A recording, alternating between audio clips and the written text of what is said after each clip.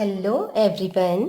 आप सभी का स्वागत है मेरे channel tricky chemistry basics by Suman Negi में। तो आज हम पढ़ने जा रहे हैं केमिस्ट्री की एक नई यूनिट जिसे हम कहते हैं इलेक्ट्रोकेमिस्ट्री। और क्योंकि हम इसे हिंदी में पढ़ने जा रहे हैं इसलिए इसे कहते हैं वैद्युत रसायन। अगर 12th सीबीएसई स्टूडेंट्स की बात करें तो ये केमिस्ट्री के भाग 1 का तीसरा चैप्टर है विद्युत रसायन, और जो एग्जाम पॉइंट ऑफ व्यू से वेरी इंपॉर्टेंट मैं इसको कह सकती हूँ। जैसे कि सॉल्यूशन बहुत ज़्यादा इंपॉर्टेंट है वैसे ही वैद्युत रसायन भी है।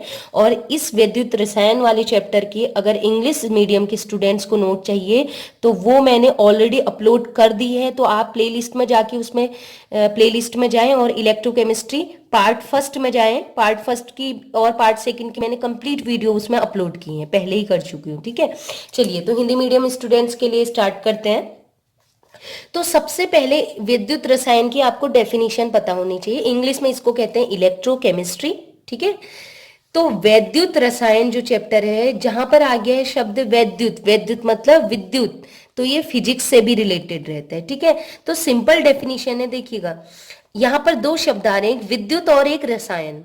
तो यहां पर हम दो चीजों का अध्ययन करते हैं, एक तो विद्युत ऊर्जा का और दूसरा रासायनिक ऊर्जा का। तो एक सिंपल परिभाषा अगर हम कहें कि रसायन विज्ञान की एक ऐसी शाखा, ठीक है, या विज्ञान की कह सकते हैं, वैसे रासायन विज्ञान ज्यादा डीप होगा, तो रसायन विज्ञान की वह शाखा जिसमें हम विद्युत ऊर्जा के रासायनिक ऊर्जा में परिवर्तन और रासायनिक ऊर्जा के विद्युत ऊर्जा में परिवर्तन का अध्ययन करते हैं, वैद्युत रसायन कहलाती है। देखिए, रसायन विज्ञान की वह शाखा जिसमें उन विद्युत रासायनिक प्रक्रियाओं का अध्ययन किया जाता है, ठीक है, जिनमें विद्युत ऊर्जा का रासायनिक ऊर्जा में परिवर्तन और रासायनिक ऊर्जा का विद्युत ऊर्जा में परिवर्तन का अध्ययन करते हैं, वो क्या कहलाती है, वैद्युत रसायन।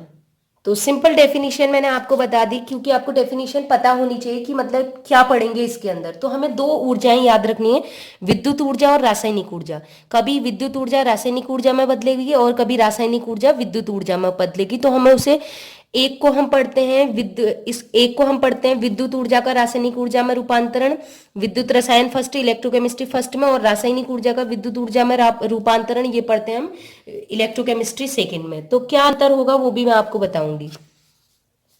चलिए, तो कुछ इंपॉर्टेंट टर्मिनोलॉजी होती है, कुछ शब्द होते हैं, शब्दकोश इसको कह सकते हैं, वो आपको पता होने चाहिए विद्युत रसायन में। तो आज हम वही टर्मिनोलॉजी पढ़ेंगे जो फिजिक्स वाले स्टूडेंट्स को भी काफी हेल्प करेगा। तो पहला शब्द है विद्युत, जो शब्द में इस चैप्टर के नाम में ही आ गया वैद्युत। तो ये विद्युत या वैद्युत है क्या, इसको इंग्लिश में कहते हैं इलेक्ट्रिसिटी। ठीक है, तो विद्युत क्या होता है, ये लिखा हुआ है आवेश अथवा आयनों के किसी एक दिशा में प्रवाह से उत्पन्न ऊर्जा को विद्युत ऊर्जा कहते हैं। देखिएगा, ये कह रहे हैं कि आवेश मतलब प्लस या माइनस आवेश होता है ना, चार्ज, इंग्लिश में चार्ज कहते हैं। आयन है धनायन और ऋणायन। ये जब क्या होता है, आवेश में हम ले सकते हैं प्रोटॉन का आवेश धन, और इसके अलावा इलेक्ट्रॉन का आवेश ऋण, उसको भी मान सकते हैं, और आयन तो होगी धनायन ऋणायन। तो ये जब प्रवाह करते हैं ना किसी दिशा में, तो उस दिशा में जब वो प्रवाह करेंगे उससे एक ऊर्जा, एक एनर्जी डेवलप होती है। तो एक प्रकार से सोचिए, हमें एक जगह से दूसरा जगह जाना है, तो जाने के लिए हमें एक एनर्जी चाहिए होती है ना। तो वही जो एनर्जी जनरेट होगी हमारे अंदर जाने के लिए, वो होगी हमारी क्या, हमारी एनर्जी। तो उसी प्रकार हमारे चलने की बात नहीं हो रही, यहाँ पर हो रही है अगर कोई इलेक्ट्रॉन, कोई प्रोटॉन, कोई धनायन, कोई ऋणायन एक जगह से दूसरी जगह मूव करता है, प्रवाह कर रहा है, चल रहा है, तो चलने के लिए जो उत्पन्न ऊर्जा है ना, जब वो जाता है तो उसमें जितनी भी ऊर्जा उत्पन्न होती है उसी ऊर्जा को हम क्या कहते हैं, विद्युत। तो सिंपल परिभाषा है, कोई भी इलेक्ट्रॉन, प्रोटॉन, धनायन, ऋणायन अगर किसी एक दिशा में, ध्यान रखिएगा, किसी एक दिशा में अगर उसका प्रवाह हो रहा है तो प्रवाह करते वक्त एक ऊर्जा उत्पन्न होती है, उस ऊर्जा को ही हम क्या कहते हैं, विद्युत। ये शब्द आपने बहुत बार सुना होगा। ठीक है, इलेक्ट्रिसिटी बंद हो गई कहते हैं, इसका मतलब है कि ये जो दिशा में प्रवाह हो रहा था इलेक्ट्रॉनों का, आयनों का, ठीक है, वो प्रवाह रुक जाए तो हम कहेंगे इलेक्ट्रिसिटी, विद्युत रुक गई। और हम कहेंगे इलेक्ट्रिसिटी आ रही है, विद्युत आ रहा है। ठीक है, तो इसका मतलब है जो इलेक्ट्रॉन है वो एक दिशा में प्रवाहित होते जा रहे हैं, एक ही दिशा में चल रहे हैं। ठीक है, और इलेक्ट्रिसिटी कट हो गई कहेंगे तो मतलब इलेक्ट्रॉनों का प्रवाह रुक जाएगा, तो इलेक्ट्रिसिटी कट होगी। तो समझ में आ गया होगा आपको। तो विद्युत के लिए आवश्यक शर्त है कि जहां पर भी आप चाह रहे हैं कि यहाँ पर विद्युत प्रवाहित हो, तो उसके लिए कंडीशन है आयन होने। आयन कौन कौन से, धनायन या ऋणायन, इनका प्रवाह होना चाहिए, या फिर आवेश, जैसे कि इलेक्ट्रॉन हो गया, निगेटिव चार्ज होता है इलेक्ट्रॉन पर, ऋणावेश, और प्रोटॉन होता है धनावेश, तो इनका अगर प्रवाह हो रहा है तो डेफिनेटली वहां पर विद्युत शब्द आएगा, मतलब विद्युत का प्रवाह हो रहा है। तो विद्युत भी अलग अलग टाइप के होते हैं। कभी कंडीशन क्या होती है, ये जो इलेक्ट्रॉन होते हैं, ढेर सारे इलेक्ट्रॉन एक जगह पर रुक जाते हैं, स्टैटिक रुक जाते हैं, ठीक है। इलेक्ट्रॉन तो है ना, कंडीशन क्या है कि इलेक्ट्रॉन होनी चाहिए, धनायन ऋणायन होना चाहिए। तो इलेक्ट्रॉन अगर एक जगह पर रुक गए, वो ज्यादा चल नहीं रहे हैं, तो इसको कहते हैं रुकी हुई ऊर्जा, ठीक है। तो इसको बोलते हैं स्टैटिक इलेक्ट्रिसिटी। और हिंदी प्रॉपर शब्द तो नहीं आया, स्टैटिक मतलब स्थिर होता है, वैसे स्थिर विद्युत इसको हम कह सकते हैं। लेकिन मोस्टली जो हम पढ़ेंगे वो वही पढ़ेंगे जिसमें इलेक्ट्रॉन मूव कर रहा होगा, या फिर धनायन ऋणायन गति कर रहे होंगे, ठीक है। गति करेंगे तभी उसे हम कहेंगे कि प्रवाह हो रहा है, और प्रवाह को ही हम विद्युत कहेंगे। और ये वाला अगर इलेक्ट्रॉन प्रोटॉन आवेश रुक जाए तो इसको स्टैटिक या स्थिर विद्युत कहेंगे। तो नेक्स्ट पॉइंट है सेकंड टर्मिनोलॉजी, विद्युत आवेश। वो तो बात हो गई विद्युत, जब क्या हो, आवेश का प्रवाह हो तो उससे क्या कहते हैं, उससे जो ऊर्जा उत्पन्न होती है वो था विद्युत। वो विद्युत एक प्रकार की ऊर्जा है। अब एक चीज और बताना है, विद्युत जो एक प्रकार की ऊर्जा है जो मशीनों को चलाने के लिए काम करती है, या इलेक्ट्रिकल डिवाइसेस में जिसे उपकरणों में प्रयुक्त किया जाता है, ये भी कह सकते हैं, ठीक है। अब पढ़ेंगे विद्युत आवेश, इंग्लिश में कहते हैं इलेक्ट्रिक चार्ज। अभी चार्ज के बारे में बता चुकी हूं मैं। विद्युत आवेश किसी भी सब एटॉमिक, मतलब परमाणु से भी जो छोटा कण होता है, कौन होता है, इलेक्ट्रॉन प्रोटॉन न्यूट्रॉन, क्योंकि न्यूट्रॉन पे कोई आवेश नहीं होता है ना, जीरो आवेश होता है। इलेक्ट्रॉन पे होता है -1 और प्रोटॉन पे होता है +1, ठीक है। तो उसी के बारे में बोल रहे हैं। अपरमाणु मतलब परमाणु से छोटा कण। तो विद्युत आवेश अपरमाणु कणों का मूलभूत व संरक्षित गुण है। मूलभूत मतलब इसमें पाया जाता है, इसके अलावा संरक्षित मतलब उससे कोई नहीं छीन सकता, संरक्षित हमेशा रहेगा, ठीक है। तो विद्युत आवेश जो है इलेक्ट्रॉन प्रोटॉन का एक क्या है, मूलभूत व संरक्षित गुण है, जो दो अवस्थाओं को प्रदर्शित करता है। किस किस को, या तो धनावेश होगा या फिर ऋणावेश, जैसे कि इलेक्ट्रॉन पे ऋणावेश और प्रोटॉन पे क्या होता है, धनावेश। तो समझ में आ गया ना, इलेक्ट्रॉन प्रोटॉन को कहते हैं, ये क्या होते हैं, सब एटॉमिक पार्टिकल या अपरमाणु कण, ठीक है। अपरमाणु कणों का जो विद्युत आवेश होता है उनका एक गुण होता है, संरक्षित गुण होता है, जिनपे या तो प्लस अवस्थाएं होती, प्लस होगा या ऋण आवेश होगा। तो इसका जो विद्युत आवेश है, इसका एसआई मात्रक हमें यही पढ़ना होगा, कूलाम, कूलम्ब भी लिखा होता है कहीं कहीं पर, ठीक है, COULUMB, कूलम्ब, और सी से इसे डिनोट करते हैं इंग्लिश के। इन ऐसे इलेक्ट्रॉन पर विद्युत आवेश आपको ध्यान रखना है हमेशा माइनस, क्योंकि इलेक्ट्रॉन पे होता है माइनस चार्ज, 1.602 इंटू 10⁻⁻19 कूलम, ये याद रखना। और प्रोटॉन जो होता है, इलेक्ट्रॉन प्रोटॉन तो बिल्कुल सेम चार्ज होता है। देखिए प्रोटॉन का विद्युत आवेश जो होता है वो होता है +1.602 इंटू 10⁻⁻19 कूलम। तो दोनों का अगर आप मैग्नीट्यूड देखोगे, मान देखोगे, वैल्यू बराबर है, लेकिन अंतर है, इलेक्ट्रॉन पे ऋण आवेश होता है तो ये आवेश ऋण हो जाएगा, और प्रोटॉन पे धन आवेश होता है तो इसका मान धनात्मक हो जाएगा। तो सेम है, आसान है। विद्युत आवेश क्या हो जाएगा, आपको हो गए किसी भी सब एटॉमिक या अपरमाणु या इलेक्ट्रॉन प्रोटॉन का गुण होता है जो प्लस या माइनस अवस्था से प्रदर्शित किया जाता है। नेक्स्ट पॉइंट है, नेक्स्ट टर्मिनोलॉजी, विद्युत क्षेत्र। ये भी काफी इंपॉर्टेंट है, विद्युत क्षेत्र, इलेक्ट्रिक फील्ड। देखिए आपने बहुत बार फिजिक्स केमिस्ट्री में और जगह भी सुना होगा कि हमने विद्युत क्षेत्र लगाया, तो आज आपको समझ में आ जाएगा ये विद्युत क्षेत्र है क्या। देखिए किसी प्रबल विद्युत आवेश द्वारा निकट स्थित अन्य आवेश पर लगाया गया वह आकर्षण बल जिसके कारण वह आवेश आकर्षण या प्रतिकर्षण अनुभव करता है। देखिए आपको अभी नहीं आया होगा समझ में, ठीक है, ये समझ लीजिए। देखिए विद्युत क्षेत्र क्या होता है, एक सीमा समझ लो। मान लीजिए हमारी एक बाउंड्री है, कहते हैं ना गुंडे लोगों की बाउंड्री है, तो उसमें ढेर सारे गुंडे लोग होते हैं, ठीक है, ठीक है, ढेर सारे लोग हैं, पावरफुल लोग हैं, तो उनकी एरिया है, तो ढेर सारे एक जैसे पावरफुल लोग हैं। तो यहाँ भी विद्युत क्षेत्र में वही होगा। विद्युत किसके कारण जनरेट होती है, किसके कारण उत्पन्न होते, आवेश के कारण। तो ये क्षेत्र है, ये एरिया है, मान लीजिए जगह है, इस वाले क्षेत्र में धनावेश वाले रहते हैं और इस एरिया में ऋणावेश वाले रहते हैं। तो ये घर है किसी का मान लीजिए, तो यहाँ पर पावरफुल लोग रहते हैं, ये भी पावरफुल, ये भी पावरफुल, ठीक है। तो ये एरिया पूरा क्या कहलाएगा, एक प्रबल विद्युत क्षेत्र। विद्युत क्षेत्र मतलब जहां आवेश इकट्ठा रहता है, ये ढेर सारे, एक पॉजिटिव नहीं है, बहुत सारे पॉजिटिव चार्ज है तो एक पोल बन गया। यहाँ ढेर सारे नेगेटिव चार्ज रहते तो एक पोल बन गया। ये मिलके क्या बनाएंगे? विद्युत क्षेत्र। ठीक है, अब हम क्या करेंगे, इस विद्युत क्षेत्र के निकट मैंने, इसके थोड़ा नजदीक मैंने कोई प्लस आयन या माइनस आयन रख दिया, तो क्या होगा? प्लस आयन को कौन खींचेगा? ये प्लस आयन किसकी ओर को आकर्षित होंगे? ये जो विद्युत क्षेत्र होगा ये ऋणात्मक वाला, ये प्लस को अपनी ओर को खींचेगा पावर से, क्योंकि इन प्लस की तुलना में ये जो माइनस है इसकी पावर बहुत ज्यादा है। वैसे ये वाला जो माइनस चार्ज है, ये जो निकट स्थित माइनस चार्ज है, इनको कौन कौन सा विद्युत क्षेत्र अपनी ओर को खींचेगा? धन आवेश वाला। ठीक है, ऋण को धन वाला अपनी ओर को खींचेगा।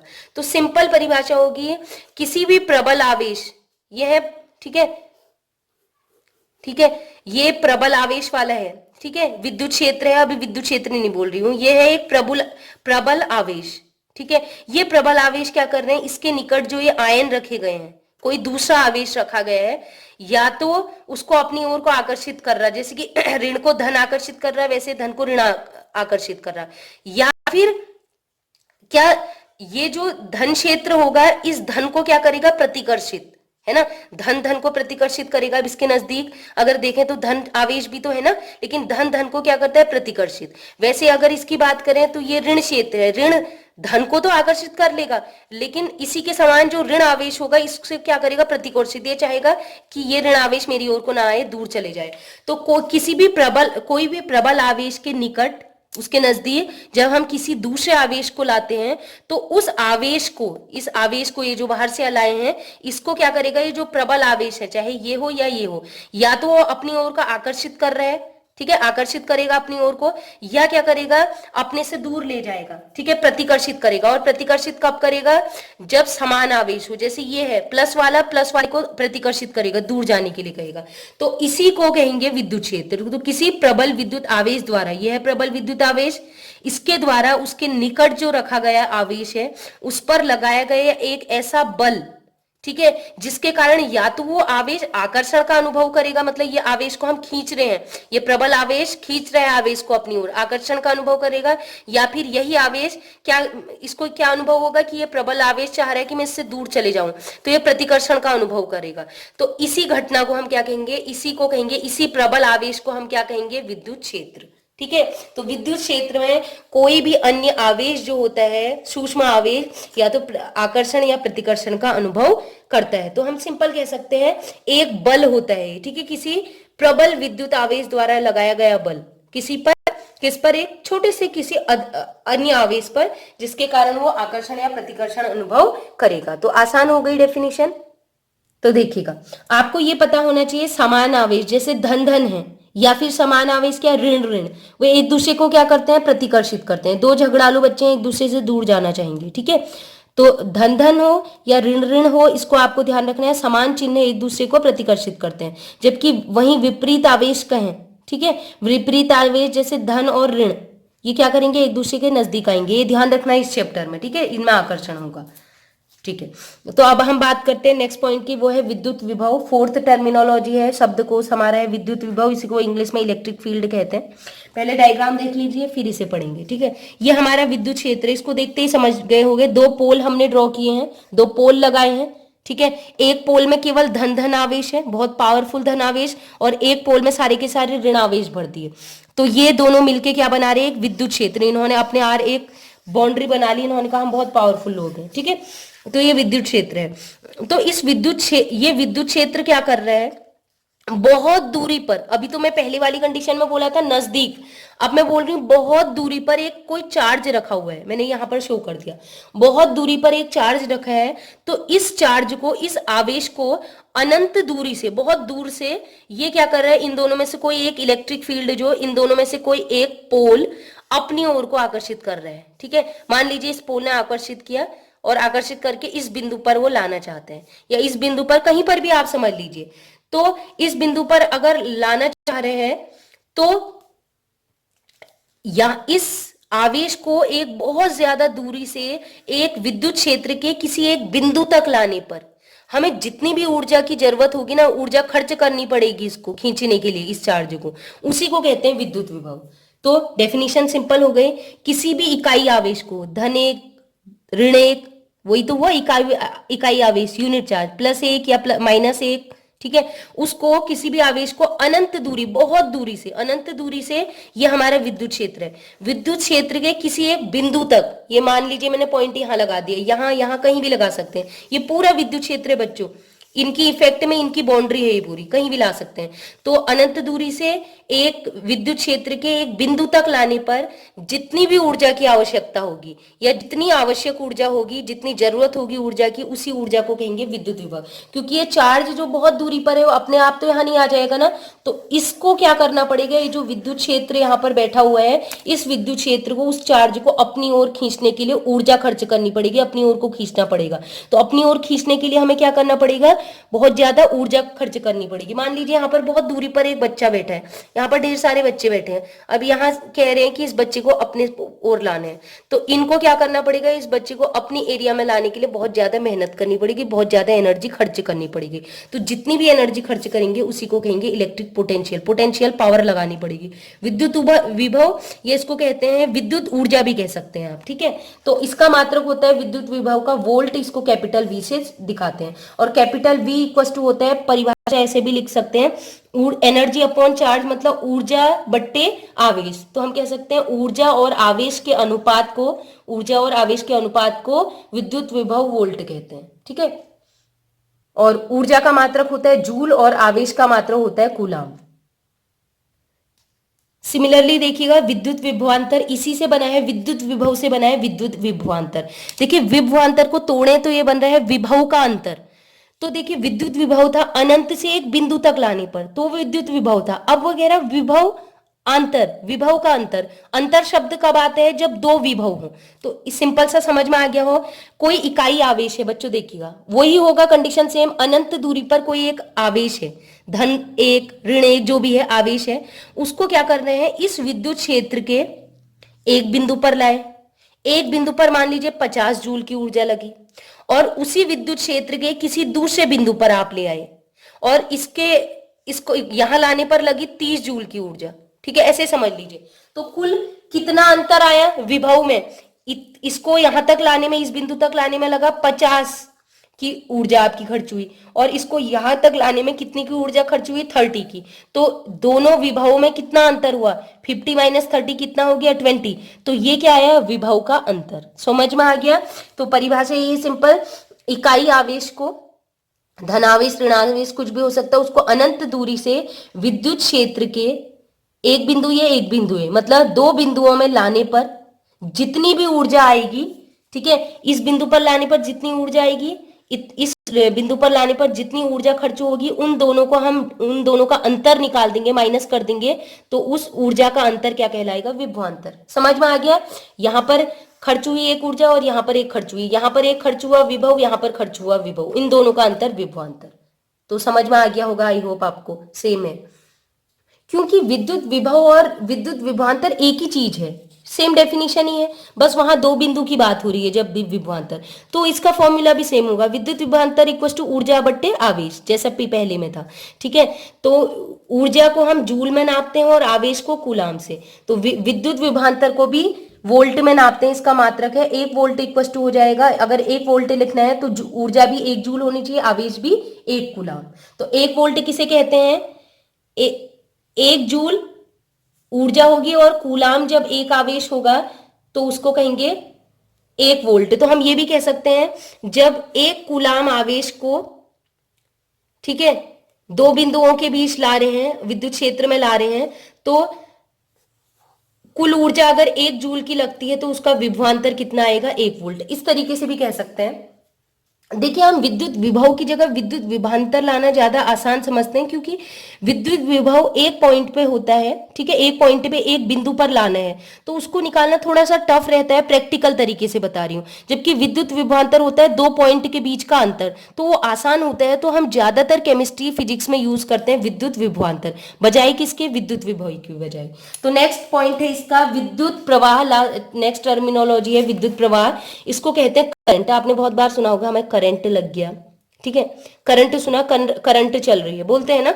तो विद्युत प्रवाह या इंग्लिश में कहते हैं करंट। तो क्या होता है, देखिए करंट विद्युत कहीं भी कहें उसके लिए दो चीज रिस्पॉन्सिबल होती है, मतलब अगर कहीं पर विद्युत है करंट की बात हो रही है तो समझ लेना दो चीजें होनी आवश्यक है, या तो वहां पर क्या होना चाहिए, आयंस होने चाहिए पहला, या फिर वहां पर आवेश होना चाहिए, इलेक्ट्रॉन या प्रोटॉन। तो आवेशित कण जैसे कि धनायन या ऋणायन, या फिर प्रोटॉन इलेक्ट्रॉन, अगर ये क्या हो रहा है, कहीं से प्रवाहित हो रहे हैं, ठीक है, प्रवाहित हो रहे हैं, तो इनकी ऊर्जा थी विद्युत, लेकिन अगर वो प्रवाहित हो रहे हैं सिंपल, तो इस प्रक्रिया को हम विद्युत प्रवाह कहते हैं। विद्युत, विद्युत शब्द मैंने आपको बता दिया। विद्युत अगर आपसे कहें तो आप सीधे समझो, विद्युत मतलब ऋणायन धनायन प्रोटॉन इलेक्ट्रॉन, यही है विद्युत। तो अगर ये प्रवाहित हो रहे हैं, एक जगह से दूसरी जगह जा रहे हैं, तो इसी को कहेंगे विद्युत का प्रवाह या करंट, ठीक है। तो इसका मात्रक होता है विद्युत, करंट का मात्रक, विद्युत प्रवाह का मात्रक होता है एम्पियर, इसे कैपिटल ए से शो करते हैं।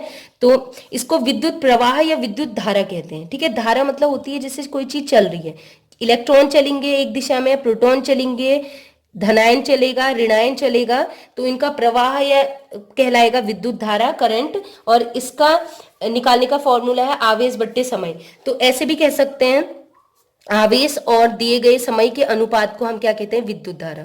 तो आवेश को Q से प्रदर्शित किया जाता है, समय को T से प्रदर्शित किया जाता है, और विद्युत धारा को I से प्रदर्शित किया जाता है। ये आपको याद रखना है, विद्युत धारा I से, ठीक है। I इक्वल टू Q/T, या अभी आपको फैराडे के नियम में जरूरत पड़ेगी इसकी, ठीक है। I का मात्रक क्या था, अभी बताया था एम्पियर, A एम्पियर, ठीक है, इसे A से लिखते हैं। और कूलम का मात्रक होता है क्या, कूलम, सॉरी, क्यू का मात्रक, क्यू आवेश का मात्रक होता है कूलाम, इसे सी से दिखाते हैं। और टी समय जो है, समय को हम नापेंगे सेकेंड में, ठीक है, एस लिख देंगे। तो अगर हम कहें, अगर आपको विद्युत धारा कितनी चाहिए, 1 एम्पियर की, तो क्यू भी कितना होना चाहिए, आवेश भी 1 होना चाहिए, मतलब आवेश क्या, 1 कूलाम का आवेश और 1 सेकेंड। तो परिभाषा सिंपल हो गई, 1 एम्पियर की परिभाषा देनी है तो क्या कहेंगे, 1 कूलाम आवेश, सॉरी हाँ, 1 कूलाम आवेश को जब 1 सेकेंड तक, 1 कूलाम आवेश को, ठीक है, कोई इलेक्ट्रॉन जा रहे हैं, उनकी मात्रा कितनी है, 1 कूलाम, मतलब उनका आवेश कितना है, 1 कूलाम। 1 कूलाम का आवेश जब 1 सेकेंड तक प्रवाहित होता है, तो उसमें उत्पन्न विद्युत धारा क्या कहलाएगी, कितनी विद्युत धारा उत्पन्न होगी, 1, ठीक है। 1 कूलाम का आवेश 1 सेकेंड के लिए आपने प्रवाहित किया, तो उस समय विद्युत धारा कितनी होगी, 1 एम्पियर। तो 1 एम्पियर की परिभाषा भी हो गई है।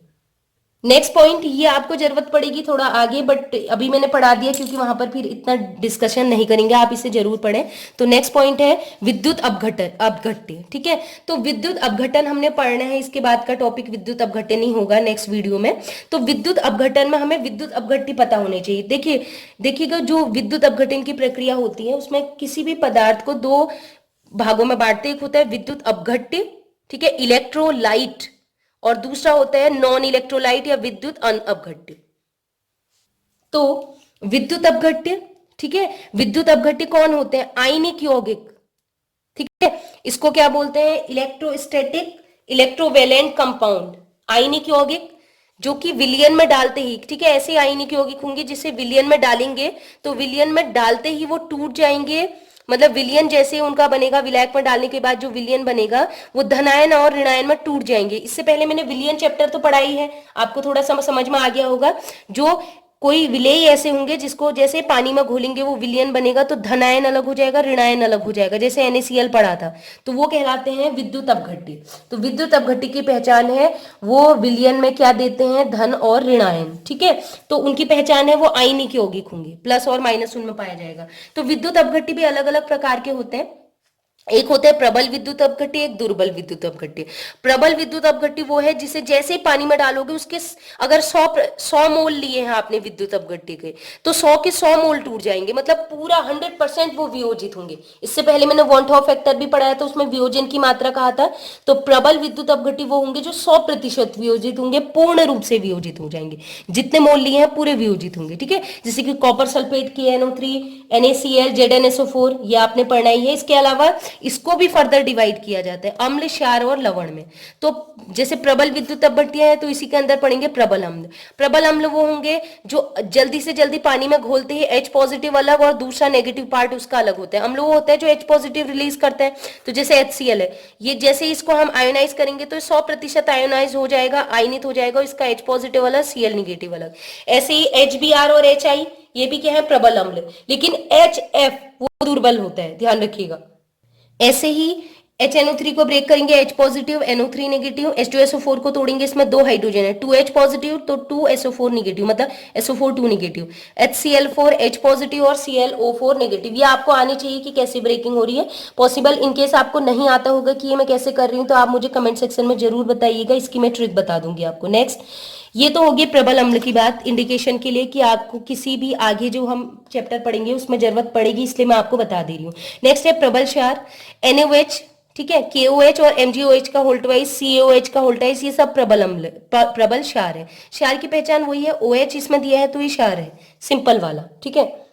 तो ब्रेकिंग करी, NaOH, Na positive OH negative, KOH को ब्रेक किया, K पॉजिटिव और OH नेगेटिव, MgOH का होल्ट वाइज को ब्रेक किया, Mg2 पॉजिटिव और 2OH नेगेटिव। तो ये प्रबल क्षार जो होंगे OH नेगेटिव आयन देंगे, वैसे प्रबल अम्ल जो है H पॉजिटिव, लेकिन कंप्लीट डिसोसिएट होंगे।